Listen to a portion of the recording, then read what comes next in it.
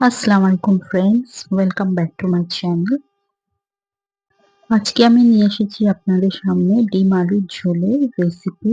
একদম ঘরোয়া পদ্ধতিতে আমি এই রেসিপিটি আপনাদেরকে দেখাবো।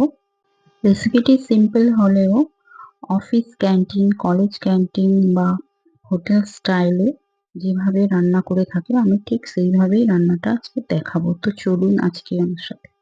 সবার প্রথমে আমি একটা কড়া নিয়ে নিয়েছি। কড়াটাকে ভালো করে গরম করতে হবে। তারপর আমি এর মধ্যে সাদা তেল দিয়ে দিয়েছি 4 টেবিল চামচ পরিমাণ। এবার তেলটাকে খুব ভালো করে গরম করে নিয়েছি। তারপর আমি 1 চামচ পরিমাণ দিয়ে দিলাম নুন।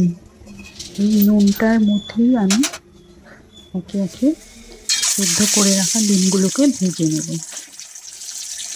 গরম তেলের মধ্যে নুনটা দিলাম এই কারণে যে কড়ার মধ্যে যাতে না ডিমগুলো আটকে যায়, সেই কারণে আমি দিয়ে দিয়েছি। আর তারপর আমি দিলাম 1 চামচ পরিমাণ হলুদ। হলুদ দিয়ে ভালো করে ফ্রাই করে নিয়েছি। আর ওই সেম তেলের মধ্যেই আমি ডুমো ডুমো করে কেটে রাখা আলু 4 থেকে 5টা বড় সাইজের আলুকে আমি এই তেলের মধ্যে ভেজে নেব।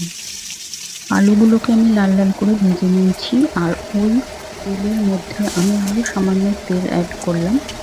এবারে রান্নার জন্য আমি দিয়ে দিচ্ছি এখানে 1 টেবিল চামচ কালো জিরে আর একটা তেজপাতাকে মধ্যখান থেকে ছিঁড়ে দিয়েছি আর 2টো শুকনো লঙ্কা। এটাকে ভালো করে আমি গরম করে ভেজে মতো নেব। তারপর আমি একটা বড় সাইজের কেটে রাখা পেঁয়াজ দিলাম। পেঁয়াজটাকে আমি হালকা ভেজে নেব। হালকা রং যতক্ষণ না আসে ততক্ষণ আমি এটাকে ভালো করে তেলের মধ্যে ভেজে নিচ্ছি। দেখুন কালারটা অনেকটা চেঞ্জ হয়েছে। এবার আমি দিয়ে দিচ্ছি 2 টেবিল চামচ আদা রসুনের পেস্ট। এটাকে নিয়ে আমি ভালো করে নাড়াচাড়া করে নেব, আঁচটাকে মিডিয়াম রেখে। তো এইভাবে একবার বানিয়ে দেখবেন ফ্রেন্ড, পুরো হোটেল স্টাইলের মতনই লাগবে। এর মধ্যে আমি 4টে মশলা অ্যাড করলাম। একটা হচ্ছে জিরে গুঁড়ো, একটা হলুদ গুঁড়ো, একটা ধনে গুঁড়ো আর একটা গুঁড়ো শুকনো লঙ্কাকে গুঁড়ো করা। তো এটাকে আমি ভালো করে কষিয়ে নেব। মশলাটাকে 1 মিনিট ধরে আমি কষিয়ে নিয়েছি। তারপর আমি দিয়ে দিলাম একটা বড় সাইজের টমেটো কাটা।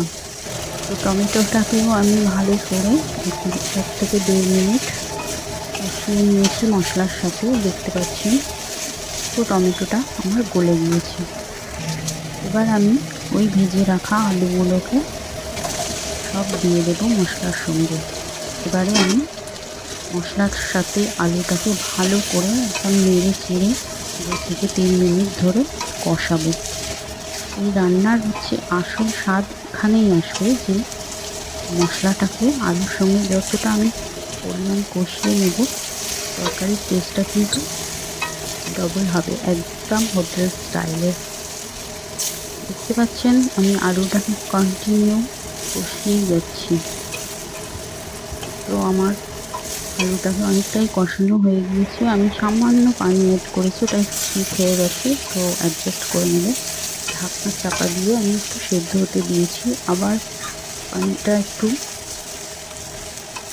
শুকিয়ে যাওয়ার পর আমি আবারও 1 মিনিট ধরে আলুটাকে ফের কষিয়ে নিচ্ছি।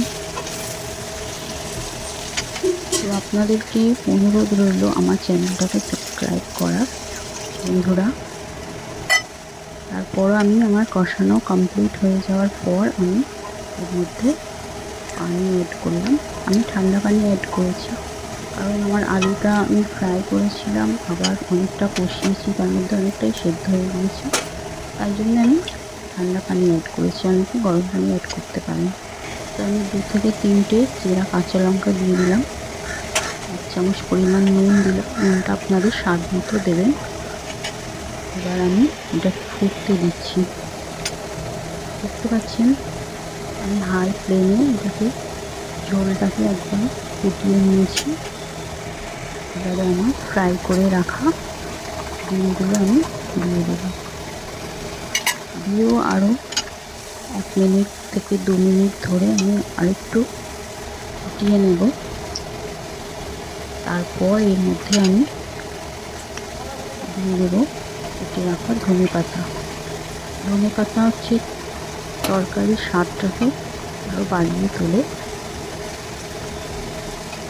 আমি দিয়ে দিলাম। এবার আমার রেসিপিটা পুরোপুরি কমপ্লিট। একদম এভাবে বানিয়ে দেখবেন ফ্রেন্ডস, দেখতে যতটা লোভনীয় ততটাই কিন্তু খেতে টেস্টি। একদম ধাবা হোটেল স্টাইলে ডিমের কারি পরিবেশনের জন্য একদম রেডি। গরম ভাতের সঙ্গে অনায়াসে খেতে পারেন। আমার ভিডিওটি যদি আপনাদের ভালো লেগে থাকে তো সাপোর্ট করার জন্য একটা লাইক অবশ্য করবেন, আর চ্যানেলটাকে সাবস্ক্রাইব অবশ্য করবেন। যদি ফেসবুক থেকে দেখে থাকেন তো পেজটাকে ফলো করে নেবেন। আজকের মতন টাটা, দেখা হবে অন্য কোনো ভিডিও।